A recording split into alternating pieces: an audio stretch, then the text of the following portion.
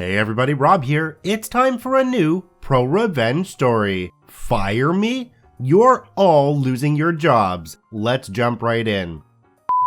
Thank you for subscribing, and if you haven't yet, please hit that subscribe button for more daily Reddit stories. My 2019 was wild, but with everything finally on the up and up, I feel I can tell this story here. After uni, late 2018, I fell on rough times and was forced to move back to my hometown.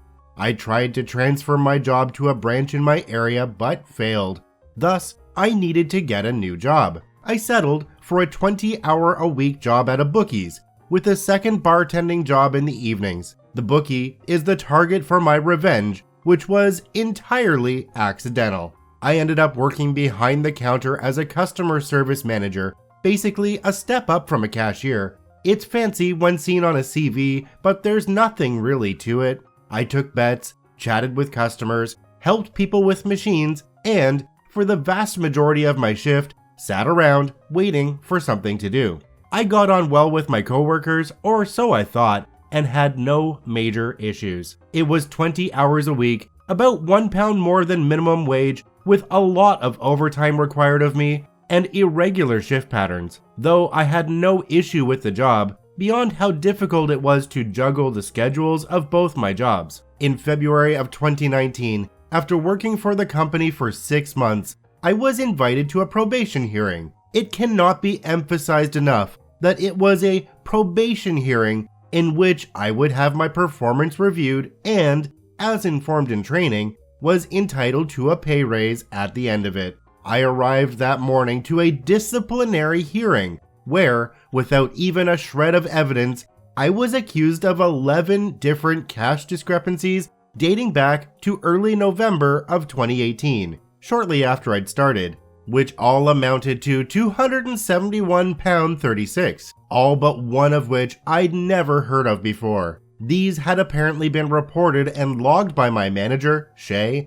and my coworkers, despite no one saying a word to me at all. Not a whisper in the 5 months this had apparently been occurring. I was told that it was unacceptable. A call was made to HR and I was terminated on the spot and forced to hand over my keys and to never set foot in the store again. To my protest, I was told the decision could not be appealed and I would eventually receive written confirmation of my employment's termination in the post. I didn't let myself slump around and feel sorry for myself, so on the way home, I opened up Indeed and applied for a bunch of jobs, and before I arrived home, had an interview set up for the next week at what is my current place of work. Now, I was furious, fuming at having gone to what I thought should have been a normal probation meeting and having effectively been called a thief and been banned for life from a place I'd never go to anyway.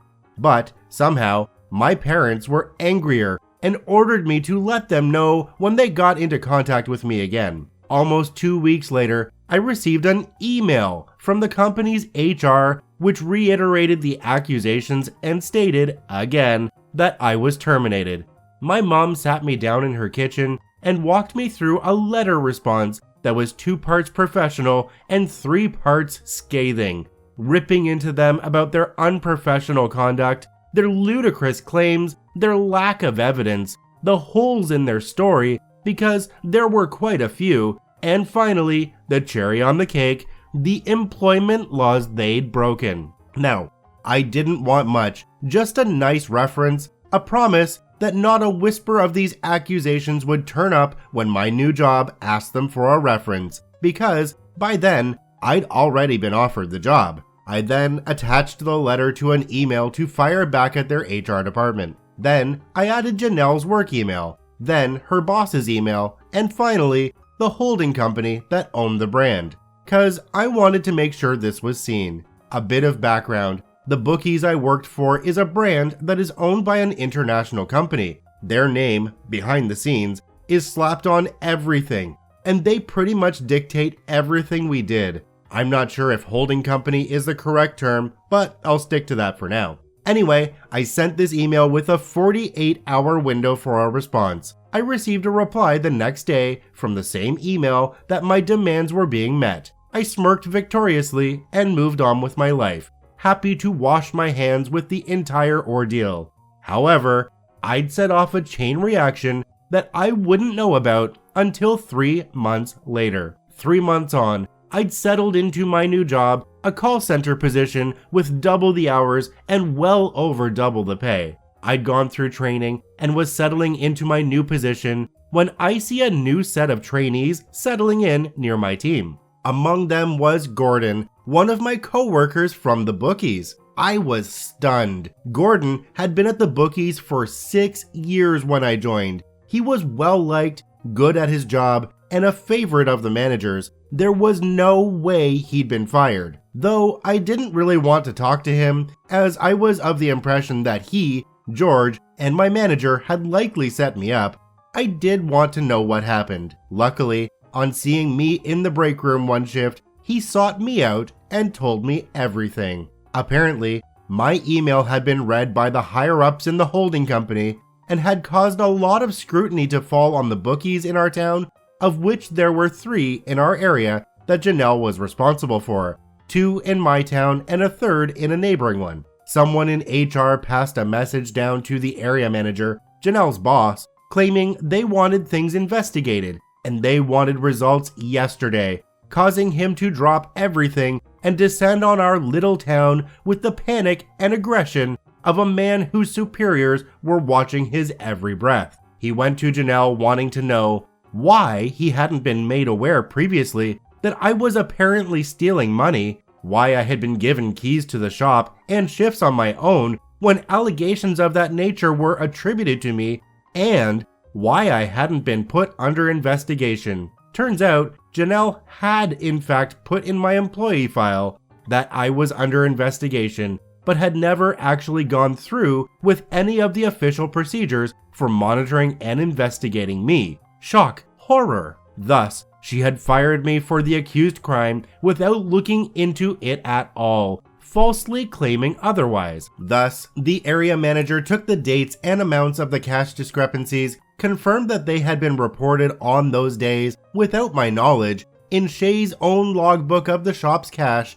and sent that information onto our security team to investigate. Another little detail is that the CCTV for every shop in the brand is outsourced to a private security company who monitors each shop remotely and has access to all the cameras and video. As was procedure, they looked into the dates mentioned to see if I'd been doing anything untoward. I know I wasn't, and nothing was ever said to me, but they did find something. Turns out, money was going missing from the shop, but surprise, surprise, it wasn't me, but George and Shay. They not only set me up for reasons I will never know, but were also falsifying numbers and cash checks on the system to hide it. One thing Shay was caught doing was deliberately shortchanging customers by taking portions of their winnings without them even knowing it. Bear in mind, a lot of our customers were elderly men and women. Gordon claims that he once opened the shop after I and Shay had closed the night before and noticed a cash difference, but had been told not to say anything to me as I was under investigation and it could compromise it. He did apologize and I let it go. Needless to say, George and Shay were fired. But it doesn't end there. Our team was small. Including me, there were a total of 4 people working at the store. As they hadn't been able to hire anyone to replace me, George and Shay's termination meant Gordon was the only employee at the busiest shop in our area. Even if they'd been able to get other colleagues from the 2 other shops to help out, it wouldn't have been enough to keep the shop open and manage the amount of customers, so they closed the location down until they could get the staff to run it. It was at that point that Gordon handed in his resignation and applied for his job at my work, meaning they had no one. On top of that, Gordon's girlfriend worked in the same shop as Janelle, and she relayed that she was rarely at their store in the other town for the next few weeks before the area manager reported she was fired as well. No reason given to her. I was later issued an apology for everything by the area manager and informed she, Janelle, was no longer with the company in an email sometime later.